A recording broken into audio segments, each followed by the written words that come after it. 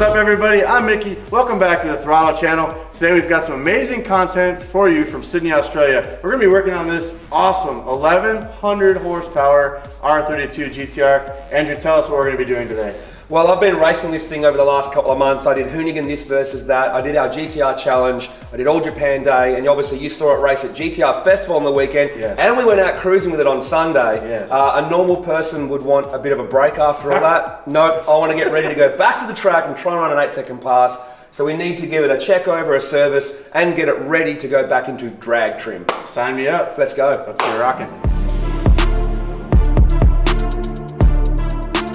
All right, first thing, Mickey, I'm going to get the air filter off so we can give it a quick clean and make sure it's all good. But the main thing is we need access to this Clearview filter. I use this to basically monitor engine wear, and obviously it's done a fair bit of work lately. So we're going to take a look at that, clean that out, then change the oil. It's really cool how you can see the oil in there. Yeah, it's unreal, huh? Yeah, I've never seen that before. Very cool. All you, mate. Thank you.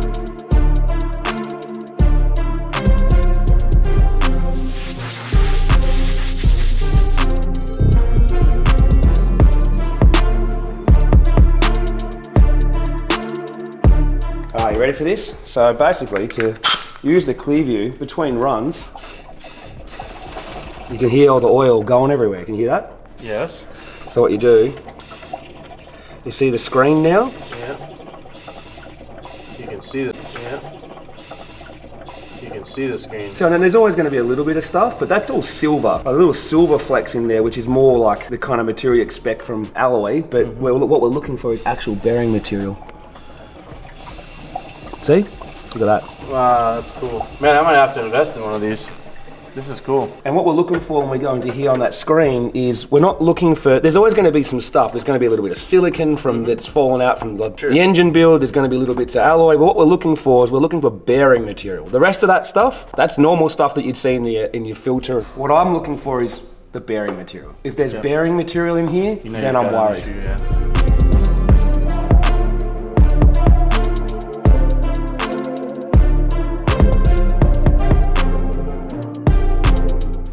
There's quite a bit of stuff in there, dude. Yeah, but if you have a look at it, it's all just little bits of alloy, and like if you might get a little bit of thrust washer over time, but it's like what we're looking for. People don't realize how much of this is in a normal filter, right? You don't get to see. But you don't see it when you take unless you cut open a filter and try and get it all out, which you can't.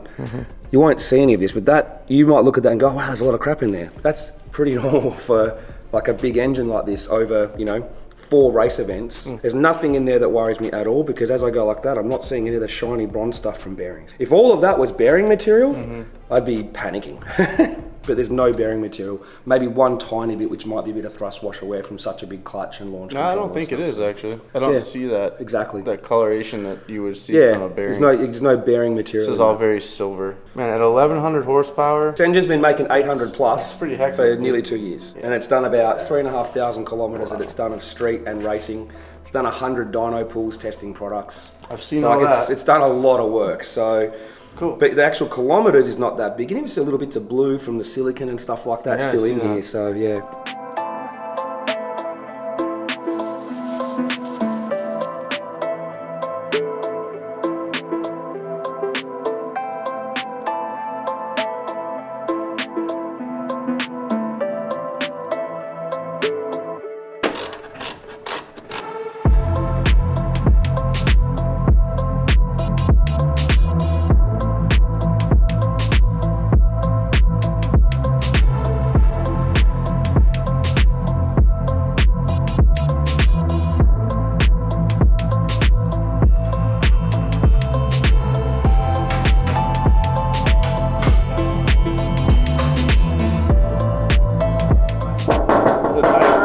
All your oil? Yeah, so basically it's just a drip tray, and the whole idea is if once you tech to go under 10s, one of the requirements is to have this tray. So if there's an engine failure, it tries to catch some of it. And it's not flat, it's actually like you can see on the side, it's back up and welded. It actually has to catch fluid.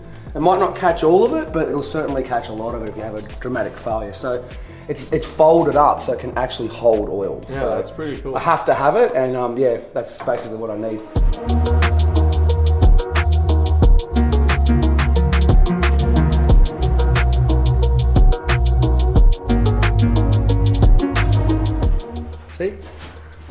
boys, a little bit. Quite sturdy. Yeah, they know what we're doing.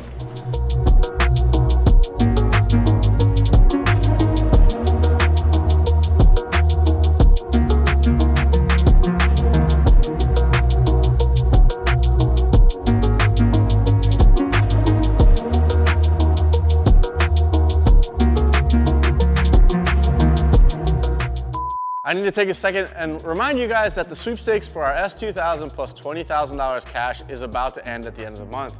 Only a couple weeks left. I've got some good news for you though. We've got our throtl/Gretty merch collab coming out on June 23rd. So if you haven't already got your entries in, head on over to the site, pick up this dope artwork on this new collab and get those entries in because this car is super rad and I hope I'm handing one of you guys the keys. 10 litres of oil takes a while to drain unless of course you're at full operating temp and want to burn yourself. So while that's draining, I usually just take a little look over everything. Anything that needs a fresh wipe because something has seeped, so that way you can monitor it better at the track. Make sure nothing's loose, just have a quick look over, make sure nothing's rubbed on anything, nothing's burning or melting. And yeah, I usually spanner check these for any exhaust leaks, so yeah.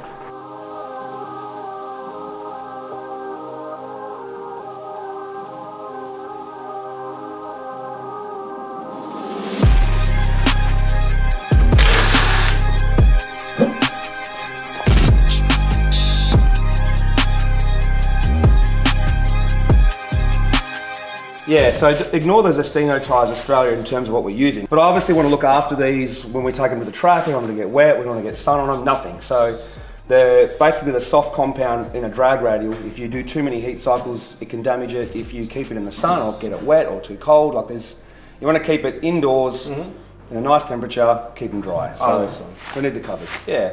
ET Street R is like the more serious Mickey Thompson street tyre. Yeah, we run these on the Supra. That's right. So we have the SS, which is more of a actual streetable one because it disperses water. Well, the ET Street R essentially is just basically by having less tread grooves, you have more contact patch, right? Well, this is what makes it a DOT approved. Correct. The little, look at that. Yeah, legal, look, yeah, it'll save water, sure.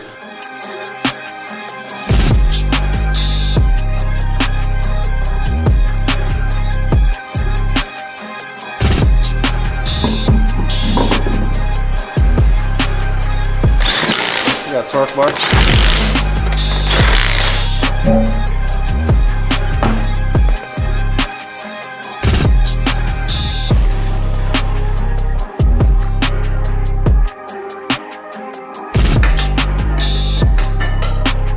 While we're in here, we're gonna go ahead and give Andrew's Brembo brakes in the rear a little bit of a wipe down. He's got a beautiful red coat on him, so some of the brake dust off. You can see him through his wheels. It's one thing to be fast, but it's another thing to look good going fast.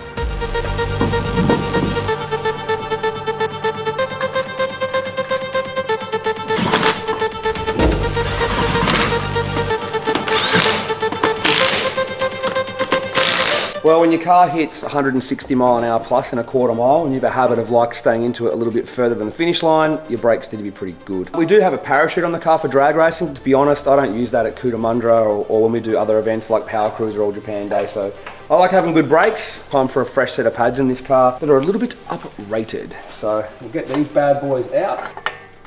I'll show you what we're going to use. So what we've got here is the new pad from DBA. It's basically the new race pad.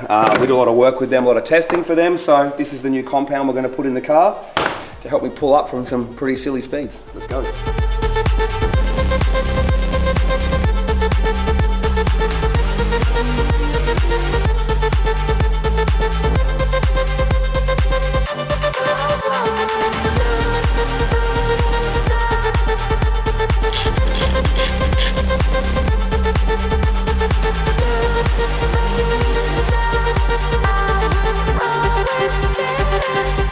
Serious heat there, boy. Wow, you were due. Hey, yeah. You're meant to pull the chute, anything over 150 mile an hour. Yeah. In other words, if you've got an actual fast car. Yeah. And yeah, I don't pull the chute and keep getting in trouble for it. And I've done years of racing without pulling chutes and stopping from sort of like 270 plus Ks an hour. That's some serious wear. Yeah, that's why I like big brakes. If I need a chute to stop, how's it a street car, right? Yeah. That's my attitude.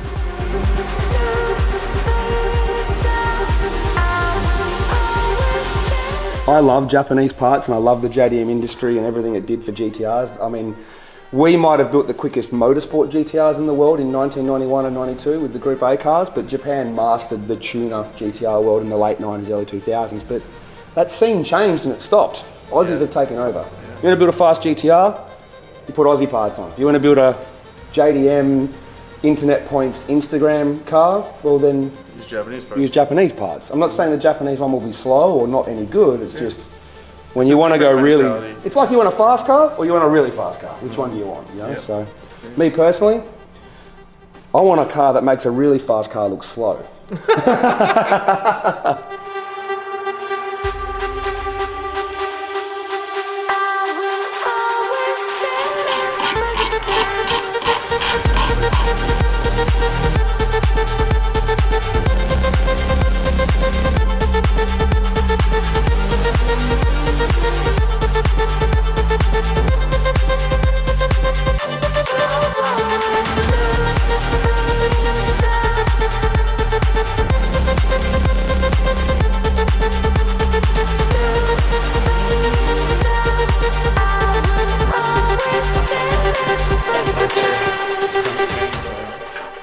In that studio,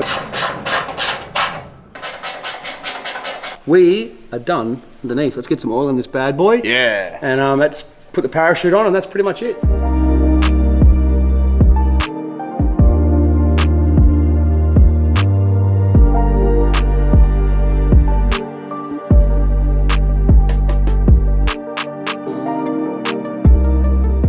Is this a test? Because I just passed. Oh! Ah! I'm gonna grab a rag.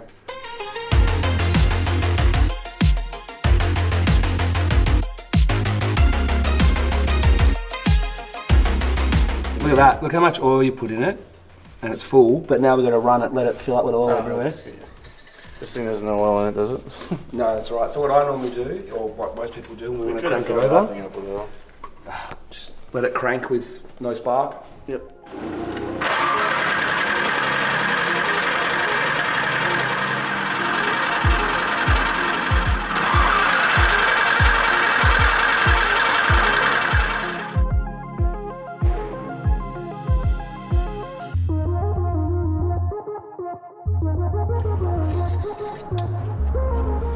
Perfect. A little bit over full is GTR life. You know why? So here's a fun fact. The reason you run GTRs a little bit over full is because they pump a lot of oil into the head at high RPM.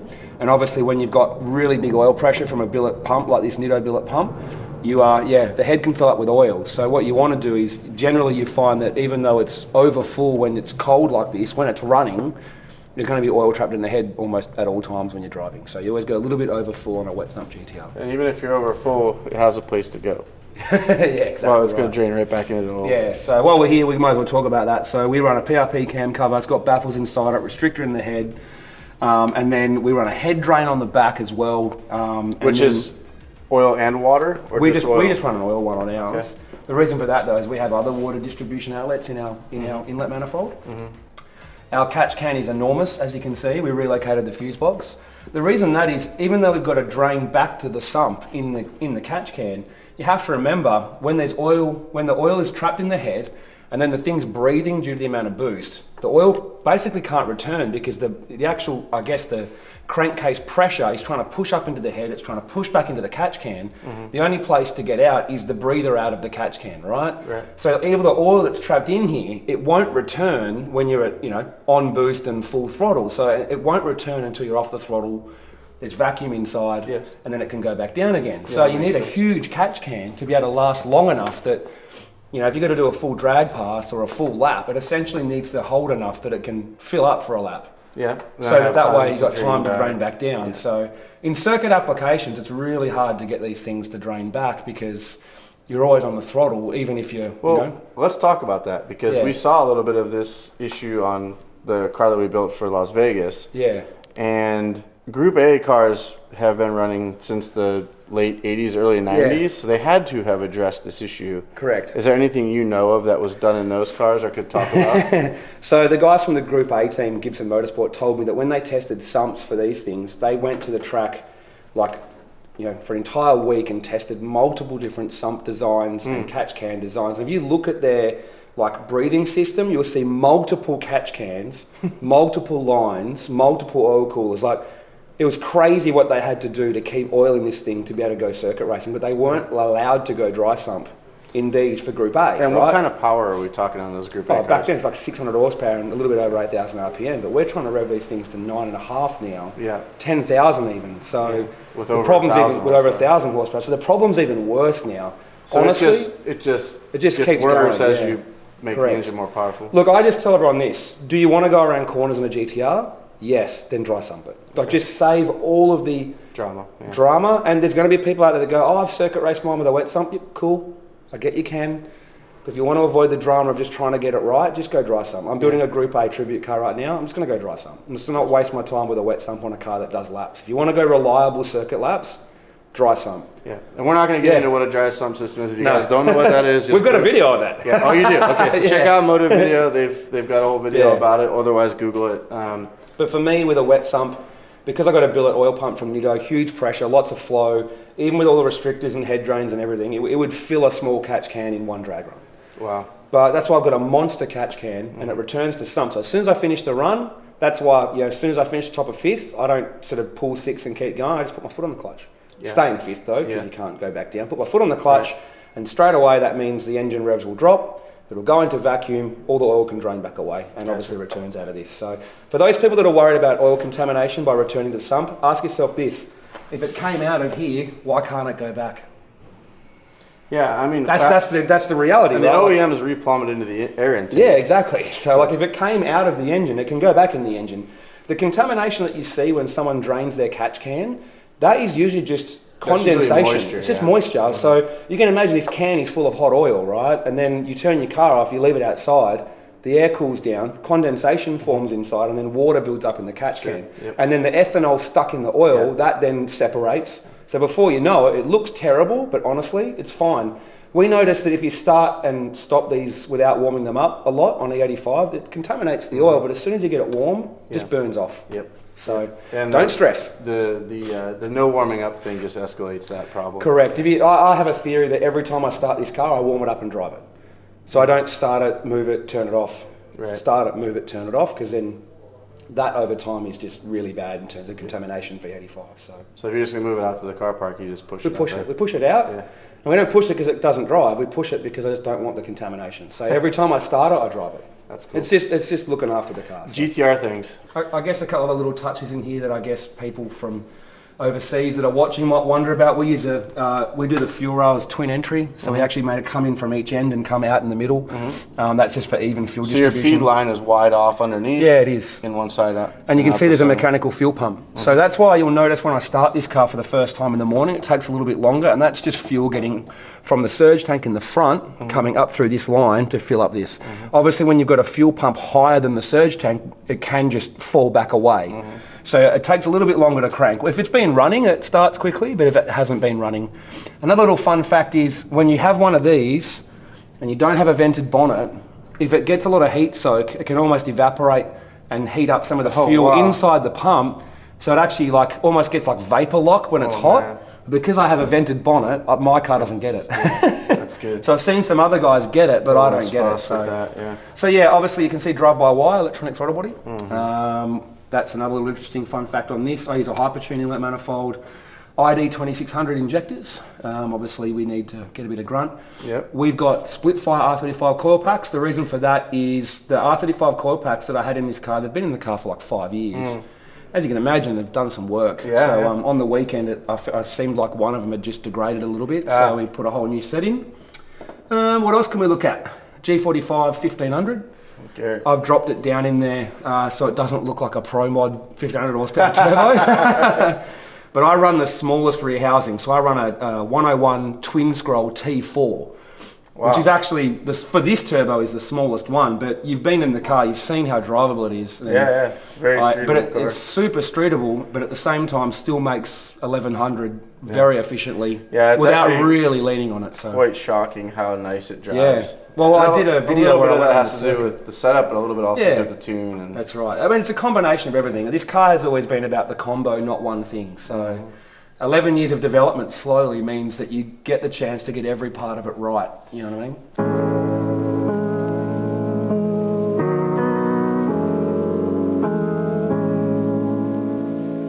about to put this parachute on the back of this R32. And what's really cool is, before we stick this in, look at the roll cage. So the roll cage comes down, ties into the chassis. We've got a Y shape here that comes off of those, and then there's a receiver that is placed underneath the license plate that flips up. Really well thought out design. Slide it in, put the bolt in, off and running. How far? Here you go.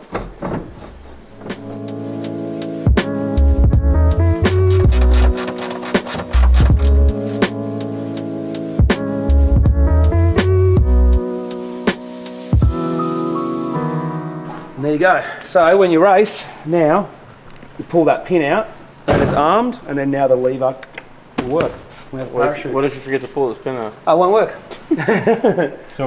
That's why your crew member has to be there to do that for you. So in Australia for IHRA, I'm sure it's similar to NHRA, once a car goes over 140 mile an hour, although I heard that changing that to 150, you need a parachute.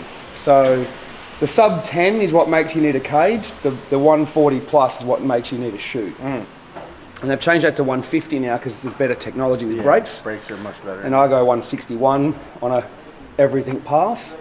So yeah, I'm a little bit over 150, so I need a chute. The car will pull up, no problem, but the chute's not there to pull me up. The chute's there to pull me up if my brakes fail. Right. So if I it's go kind of a safety for the brakes. Correct. So you have to pull it. I've got in trouble for not pulling it because I forgot.